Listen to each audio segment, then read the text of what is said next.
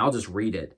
But, this is right before this verse, they talked about gathering up the 12 baskets full of fragments. And then verse 14, it kicks right in. It says, when the people saw the sign that he had done, they said, this is indeed the prophet who is to come into the world.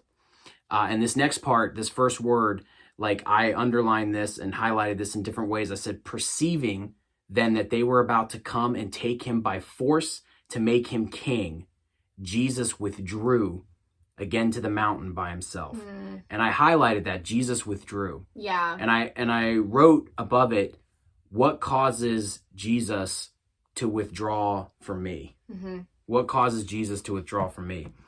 And that's good. Yeah, we were just talking. I mean, we've literally been talking about this, like this season that we were going through where, we're in a situation where we're standing in faith, and we're dealing with obstacles, and we're dealing with, people saying certain things and doing certain things. And you're dealing with all these sorts of different situations, whatever situation in life really that you're going through, this can play a part, because these people, like in this story, they didn't have, like, there was nothing wrong going on here. They weren't doing anything wrong. There was nothing wrong with them, like, recognizing that Jesus was who he says he was. Well, yeah, they were watching him perform miracles. Yes. And so, yeah. Yeah, they're like, we want you, like, he perceived, like, they wanted him to be their leader. Yep. But the thing is like, even though it doesn't seem wrong, it wasn't the will of the Father. Yep. It wasn't part of the plan. It wasn't part of his will for what needed to happen. Yep. And in that situation, they probably had scripture to justify even their position. Because they were like, well, you're the one, you're the Messiah, you are the Christ, so you're supposed to be the king. We have scripture to say you're supposed to be the king. Yep.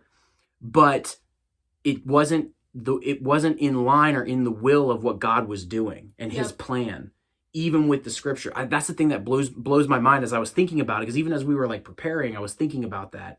Like, they had scripture to even justify their position, but it still wasn't in line and in the plan of what God's will was for the situation. Yep.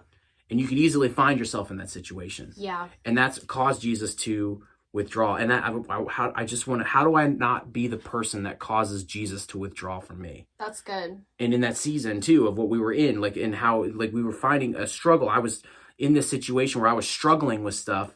Yep. And I thought I had scripture to justify my position. I had verses. I could quote verses all day. Machine gun preacher, just Yep. And well, you want to be careful you're not forcing something, right? Yep. Because I think a lot of times we can get confused on, like, are we forcing something or are we fighting for something? And, like, there is a difference. There's a difference between forcing something and fighting for something. Good. Yeah, that's good. And we want to fight. It's important to fight. The Bible teaches us and tells us, like, yes, fight for truth. Yep. Advocate for others who can't advocate for themselves. Yep. Speak up for things. Stand up for what's right. So there's a time to fight, but you need to be careful when the fighting turns potentially into forcing. Yeah. You don't want to force something. So what is the difference? Like, what do you think the difference is between fighting and forcing something? How do you know? Yep. Okay, am I fighting for this, or have I now come to a place where I'm not fighting for it anymore? Now I'm kind of forcing something. Yeah. It's a good question. How do we distinguish between the two? Well, because even in that situation too, like I said, they had scripture, like you. So it's like, what are you going to say? You have scripture to justify what you're thinking needs to happen. Yep. What you're saying needs to happen. Yep. Right. And like what you said, it wasn't necessarily wrong what they were wanting to do. They wanted to make him a king. Yeah. Which. Yeah. That's not wrong. Like, that's wasn't necessarily wrong. No, it's not wrong. They literally said, like, Jesus, we want you to lead us. Yeah. But it wasn't part of the will of what God wanted. Yep. Or the plan. Yep. And you find yourself off the plan. And even like what I'm saying, I mean, even the situation that I'm talking about, like, there's countless situations that are like this, where it's like there's places where it's like I'm fighting for what's right. I'm gonna stand up and fight for what needs to happen. But like you said, how do I know when, like, the fight is no longer like I'm in the will of God?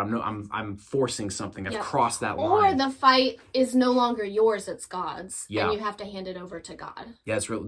Yeah, there's a situation where I mean, even in everyone goes through that in their life, I think. Everyone goes through that. Everyone has a time where it's like, okay, I fought this all I can fight, and now it's God's battle. Yeah. I fought my part, and now it's God's battle. Yeah. Yeah, even there came a situation where I was involved. It was with a group of people, and there was discussions and accusations and just misunderstandings going all around.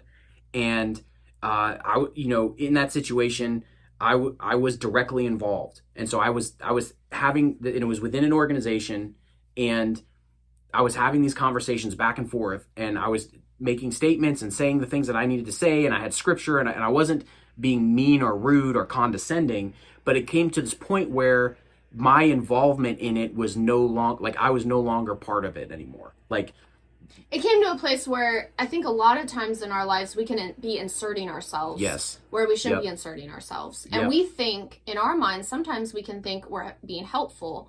Or we're fighting something. But sometimes it can be a situation where maybe we've inserted ourselves where we shouldn't. We've inserted ourselves into the situation, or we've stayed too long. We've overstayed our welcome. Like, there is a time where the grace is lifted. God gives you grace for certain seasons that you go through in your life. And there does come a point when the grace lifts. And when that happens, I think that is part of a sign to know, okay, it's time to move on to the next season now. And that's what I got to a place. And coming off of the last episode, we were talking about being in the presence and choosing to walk in the Spirit, and Paul talking about in Romans living in the Spirit, and the fruits of the Spirit: love, joy, peace, kindness, gentleness, meekness. I can list them. I'm sure I messed the orders off. Yeah, I'm like a good Christian boy, but you get it. Like, and so I'm like, practice those. Practice it. Yeah, I was on the fly. There you go. Yeah, you go back to Sunday school. Babe. I'll read my Bible. So yeah, and so, but like, you can have all those fruits. And like those are the fruits. That's the evidence that you're walking in the Spirit. And I got to this place where it was like, hey, in this situation where I'm fighting this battle, those fruits, those evidence are no longer present in my interactions, in my conversations, in my thought life, in everything that I'm doing here. This is no longer present. And now that's where it's like I started wondering, like, you know what? This is not. Like, this is not right. I'm not even coming at this from the right angle anymore. Like, because you can be in something for so long to where you're no longer capable of seeing like the right, like these people, they had Jesus standing in front of them, and they couldn't they had no perception or concept of what they were doing was going to throw the whole thing off, and they were causing problems, and Jesus actually had to withdraw. And when the presence of God leaves a situation, it's like death. I'm in our experience in leadership and the stuff we've done in ministry, we've been in situations where it's like, man, you can feel it. It's like God's not in this anymore. And that's what happened in this situation. It was like, this is not, I need to move. And it wasn't that I was right and everyone else was wrong. It was that I was involved in something that I no longer had any business being involved in. And God said, you need to move on.